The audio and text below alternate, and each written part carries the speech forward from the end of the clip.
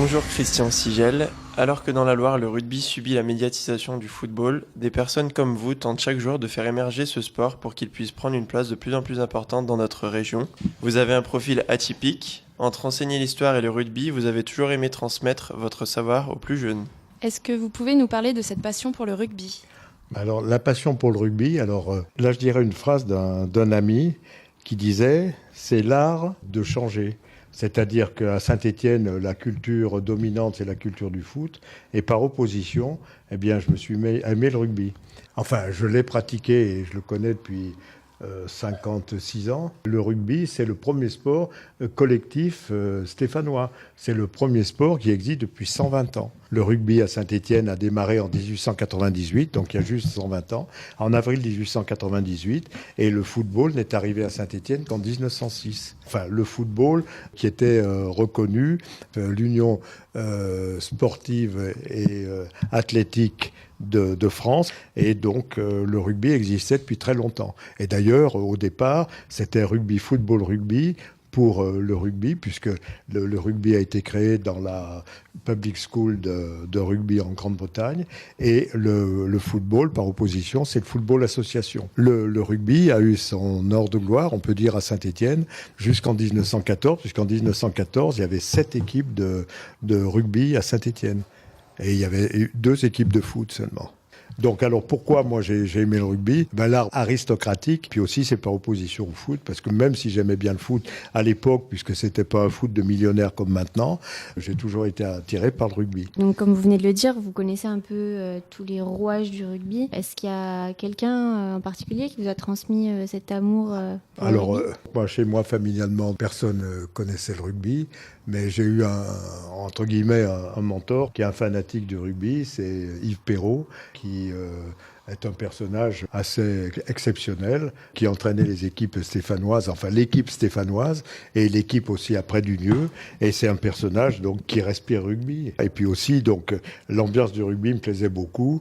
Et aujourd'hui, elle est complètement dénaturée par le rugby professionnel.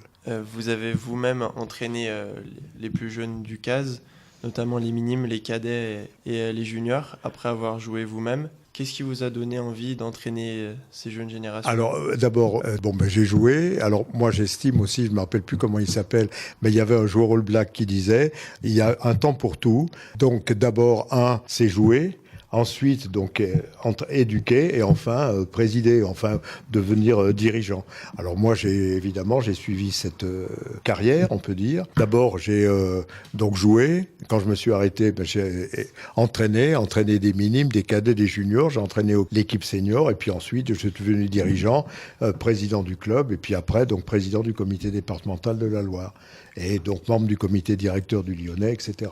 Et justement, on a vu que la période où vous jouiez, vous aviez évolué au poste de talonneur. Et sur quelles qualités vous aviez dû développer pour maintenir ce poste Alors, bien pensé, si vous regardez aussi les gabarits de maintenant, il est évident que j'aurais pas pu jouer, mais même moi j'ai joué à un petit niveau, quand même j'ai joué en série puisque je jouais dans les clubs de la région. Et aujourd'hui, bien manifestement, si vous avez vu, les joueurs de rugby ne correspondent plus aux types normaux, entre guillemets, puisqu'ils sont gonflés par la musculation, peut-être gonflés aux hormones, on ne sait pas. Donc là, c'était pas du tout le cas. Et le rugby a beaucoup évolué, maintenant il est beaucoup plus rapide, etc. Et le professionnalisme a complètement changé la donne. Vous parliez d'avoir évolué à Saint-Étienne en passant de joueur à entraîneur puis président. Pourquoi est-ce que vous êtes toujours resté attaché à Saint-Étienne ? Alors d'abord parce que moi je suis très très attaché à ma ville, à tout, au point de vue professionnel, au point de vue historique. Donc même si Saint-Étienne a connu des aléas au niveau rugby, il n'y a pas beaucoup d'équipes françaises, enfin de clubs français qui ont évolué en professionnel, en Pro D2, même si ça a été un échec total au niveau financier. Le club de Saint-Étienne a joué en Pro D2 et il n'y a pas beaucoup de clubs français qui peuvent se targuer d'avoir joué en Pro D2, donc c'est une expérience assez enrichissante, mais qui correspond tout à fait au rugby stéphanois qui a connu des hauts et des bas, et là comme il est monté très haut, il est descendu très très bas. Mais c'est ça parce que le stade Geoffroy Guichard, si vous le connaissez, a été fait pour être un terrain, un stade à la fois rugby et football. Et Pierre Guichard, lorsqu'il a fait construire ce stade, il voulait une équipe de très haut niveau. Il pensait une équipe de rugby comme une équipe de football, mais ça n'a pas marché pour le rugby et c'est le football qui a été choisi puisque à cette époque, le professionnalisme démarrait en France. Donc vous avez toujours été très très impliqué dans la communauté de rugby stéphanoise. Donc vous avez été pendant des années président du comité de rugby de la Loire et aujourd'hui vous êtes finalement vice-président. Vice-président du club. Maintenant j'ai complètement abandonné, mais je veux dire la place de président du comité de la Loire. C'est un choix de votre part ? Bien évidemment, parce qu'à un certain moment, il faut laisser la place. Donc là, j'ai été président de 2002 à 2014. Voilà, donc 3 mandats, c'est déjà beaucoup et je voulais m'arrêter.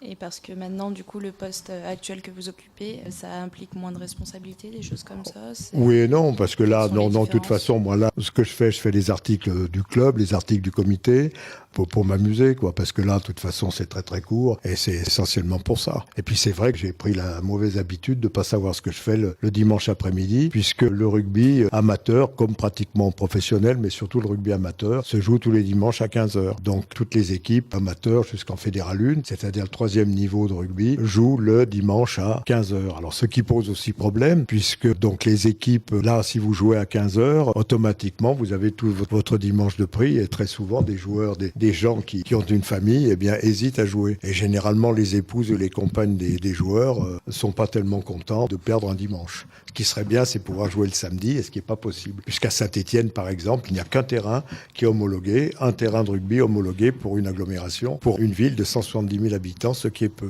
Ensuite, vous avez écrit un livre sur le rugby en 2003, une histoire du rugby stéphanois. Pourquoi avoir écrit ce livre ? Parce que là, on se posait la question, justement, en tant qu'historien, je me posais la question de savoir pourquoi donc le rugby est stéphanois, en fait, et j'ai eu la surprise de voir que le rugby était très très important. Et puis aussi, en tant qu'ancien élève et en tant que professeur au lycée Fauriel, le lycée a été à l'initiative du rugby stéphanois. En fait, la plupart des équipes de rugby ont une base, on peut dire, lycéenne. C'est les joueurs des lycées qui ont commencé à jouer au rugby à Saint-Étienne. Donc, normalement, à Saint-Étienne, on aurait dû continuer sur cette voie. Malheureusement aussi, la guerre de 14 est arrivée. Et comme les joueurs stéphanois étaient la plupart du temps des joueurs issus de classe moyenne, donc, et pas donc de la classe industrielle, eh bien, ils sont partis à la guerre. Alors que les ouvriers, la guerre a duré longtemps. Donc, on a fait revenir les ouvriers. Et en particulier, de très nombreux ouvriers du Nord sont venus à Saint-Étienne. Et eux, ils avaient une culture football. Et donc, dans l'instruction catholique, les rapports avec le corps sont assez mauvais. Il ne faut pas se toucher normalement même. Ce que je veux dire, donc on réprouve les contacts corporels et justement les gens du Nord jouaient pas au rugby.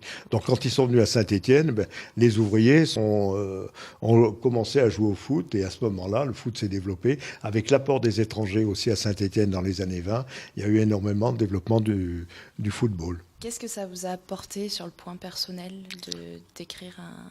Alors là, j'avais envie d'écrire justement pour parler du rugby stéphanois. Et puis aussi, donc, je voulais savoir pourquoi. Là, j'ai découvert des gens qui sont assez extraordinaires, comme par exemple, parce qu'à Saint-Étienne, on a eu un consulat des États-Unis, et ce monsieur qui a été consul, qui s'appelle William Hunt, qui a été consul des États-Unis de 1906 à 1927 à Saint-Étienne, était un fanat de sport et a été président de 2 clubs stéphanois de rugby. Et c'est grâce à lui un peu que le rugby s'est développé. Et aussi, ça m'a permis de voir plein de choses et puis voir aussi quelles étaient les catégories sociales qui jouaient au rugby. Et c'était essentiellement, des classes moyennes qui jouaient au rugby. Le problème, c'est que avant 14, de toute façon, était considéré comme professionnel quelqu'un qui touchait de l'argent. Vous touchiez 1 centime, vous étiez professionnel. Et donc, la fédération créée par le baron Pierre de Coubertin refusait le professionnalisme. Alors, c'est pourquoi donc les milieux populaires, par exemple, pouvaient gagner des prix en argent, par exemple en faisant du cyclisme, etc. Mais s'ils s'amusaient à faire du rugby, ils connaissaient donc peut-être des aléas, des blessures, etc. Ils n'avaient rien du tout.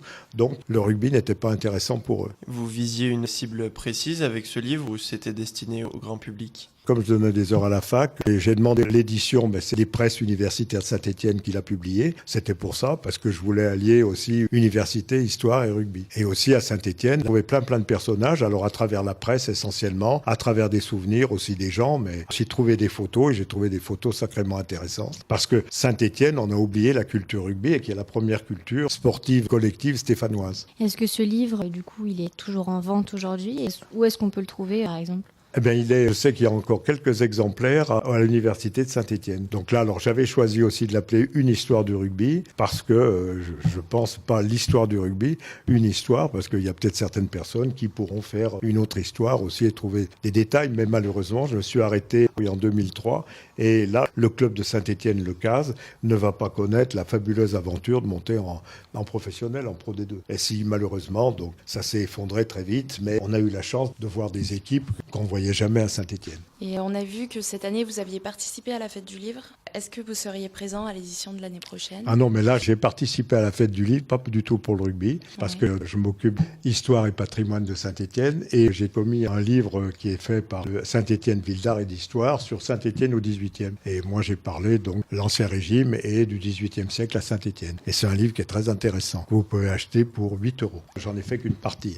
Mais c'était très bien, non, il est bien fait. En particulier, il y a des plans qui sont remarquables sur l'évolution de la ville. Vous envisagez pas du tout, par exemple, de pouvoir, dans un événement comme la Fête du Livre, parler de ce livre-là, justement? Alors là, je regrette de ne pas avoir continué mon travail, l'arrivée donc de la gloire de Pro D2 en rugby, mais malheureusement, donc, à cette époque, l'aventure n'était pas encore là. Christian Sigel, merci pour toutes vos réponses et pour nous avoir accordé cette interview. Ça a été un réel plaisir pour nous. On vous souhaite à toutes et à tous une excellente fin de journée. C'était Fabien, Maïlis et Emma.